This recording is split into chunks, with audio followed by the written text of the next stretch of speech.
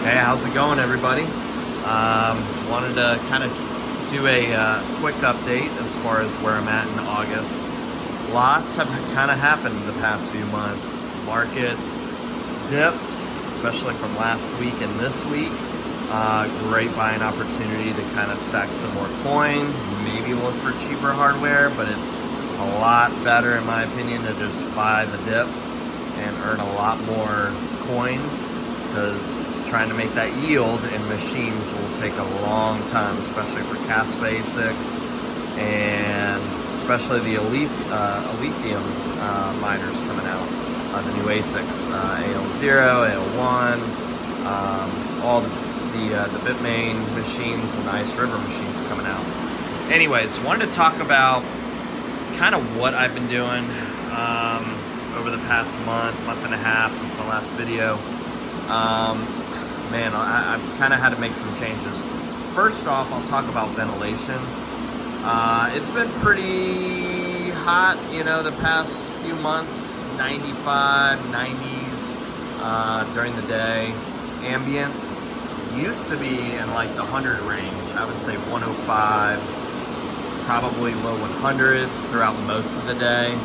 And what I decided to do actually is adding a few more exhaust fans down here. So I actually have an extra 8-inch inline fan by AC Infinity, which shout out to you, Fruits and Associates, for providing me that. Now over here I actually hooked up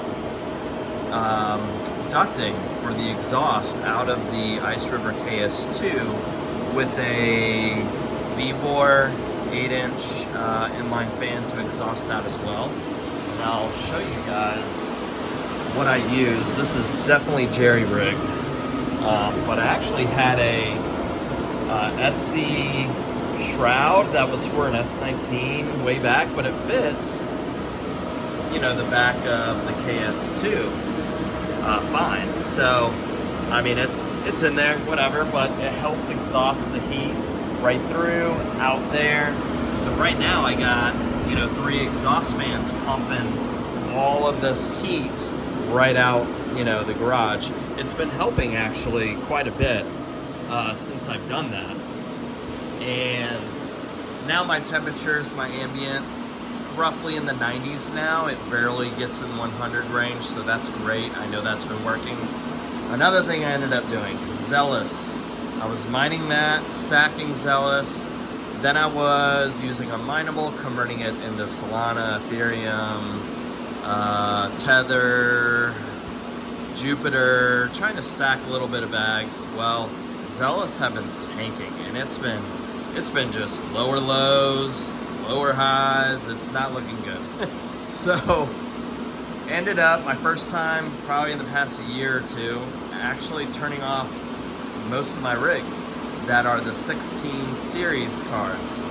So this open air rig was 1660s. I think the green one was 1660 Ti's. The black one was 1660 Supers. All of those are off. They've been running strong since 2021, ever since I've kind of started my mining journey, honestly. Kind of a bummer, but it's not worth putting miles on the cards when they're not making much. What's the point, right? And it's just more electricity with the fans and just heat generating in the back. It's just not worth it. So I still have my Octa miners with my 30 series cards, 3070s and 3060 Ti's. Still have my mini ASICs running. This is my SC Box 2. It was mining SIA coin, or no, SC Prime. Now with that whole debacle with the new ASIC coming out and the algo change and all that, it's not profitable anymore, so I switched over to SIA coin for that. The V1 iPolo V1 Mini Classic ETC miner, the very first version, 130 gigahash, I believe, and like 100 watts, 105 watts. That's been straight on Octaspace for many months. And then of course they're mining Pac-Man, which that tank, that was a whole, it was a hack on the BSC chain, for the Binance chain. However, my coins are still good. It's on my wallet, but the exchanges have not recovered in the price because of that hack. Still earning the Pac-Man and Octa and ZIL on K1 Pool. Now for the Gold Shell mini miners, all of them are off. All the mini Doge Pros, except for, actually no, they are all off. The HS Box and the KD Box Pro, those are off. So the only ones that are running now on my farm is just this right here. On the left side, continuing with my E9 Pro with the Fruition Designs kit. Check out that video for how to install that. It's been really great, amazing, with the Cloudline, Najord fan controller board that's inside there, where it automates your inline fan shroud fans, and it doesn't use the fans in the ASIC, so it saves electricity and it controls automatically your fans pumping air through and out. My other E9 Pro, shout out to you, Endless Mining, Augustine, great guy. He's been hosting a lot of my other machines. My other E9 Pro up there, a lot of S19s, another E9 Pro with a buddy of mine. So great company, great team. Go give them a shout out and see what you can do with getting your ASICs hosted with Endless Mining. Now talking about the Ice River machines, KS2 is running strong. I did break even a couple months back. I will do another video because I actually updated my spreadsheet and wanted to find out, when I bought this machine back in November, it was the November 30th or November batch. I got it late November and started mining with it as soon as I got it with the T-Swift overclocks, 2.5 terahash at 1800 watts, give or take. This is the best ASIC in my opinion because it was low noise, doesn't generate that much heat, and it's quiet. No need for a shroud. It's been just humming along, no issues with the overclocks that I did. But getting back to it on the spreadsheet, I wanted to calculate when I bought this ASIC with, I think it was the Caspa, which was extra to pay for the paid version of the T-Swift overclock. All of that combined in dollars, whatever that amount was, it was like $3,000-ish. I forgot the exact amount. If I just went ahead and bought Caspa at that time with that same amount of money in November, what would that, how much coin would I have gotten? I think it was like 70,000 Caspa, something around that number. Right now, since November, I've only, I think I've yielded maybe in the 36,000, 37,000 range of Caspa. So I am only halfway of what I could have, stacked my bags of if I just went ahead and spent the $3,000-ish on Caspa. Who knows if I'll get, that 70,000 mark of Caspa with just this machine. But lesson learned. However, I did break even fiat-wise. If I wanted to sell what I generate today, maybe sell this machine, I'd be fine. But I missed out on $8,000 in profit if I would have just bought, $3,000 worth, $3,300 worth of Caspa, got, whatever price that would have been in November, to where it is now, I would have made $8,000 profit. Sucks, now I know. But at least I'm still in the green, so, or in the black, people say. So, anyways, my newest addition was the Ice River KS0 Ultra, and it has been doing quite well. What I did, I am using the T-Swift overclocks. The only modification I did was this little desktop fan, which you can see, and took the front plate off of the KS0 Ultra and that is the only modification I did.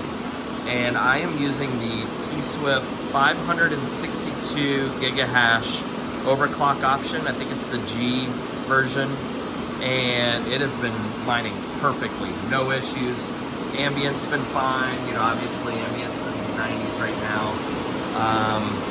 Even with the doors closed, it's been in the 90s, so it's in the 90 range in this garage.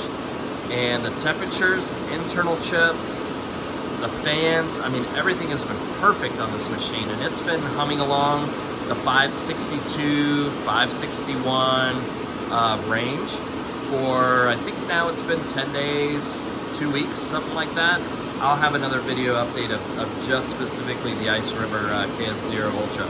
So I bought it. Funny story.